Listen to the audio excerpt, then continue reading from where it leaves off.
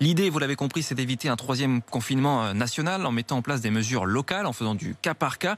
C'est ce qui a été décidé dans les Alpes-Maritimes et c'est ce qui est attendu dans le nord, autour de Dunkerque, où se rendra le ministre de la Santé, Olivier Véran. Aujourd'hui, la situation est pire à Dunkerque que dans le sud-est de la France. Alors forcément, sur place, Florian Chevalet, pour RMC, on redoute un reconfinement.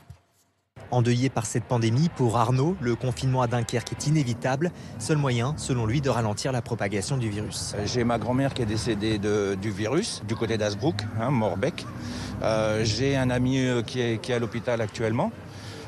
C'est pas évident à vivre, quoi. On s'y attend pas, quoi. Et on se pose la question, d'où ça vient. Alors beaucoup ici évoquent la situation à Nice où un confinement le week-end a été décidé. Et c'est pas que le week-end qu'il faut confiner. Françoise, habitante de Dunkerque. C'est toute la semaine, quoi. Si on veut s'en sortir, je pense qu'il faut en arriver là, quoi. Ce n'est pas la position du maire de la ville, Patrice Vergriette. Il veut lancer une immense campagne de prévention pour éviter justement le confinement.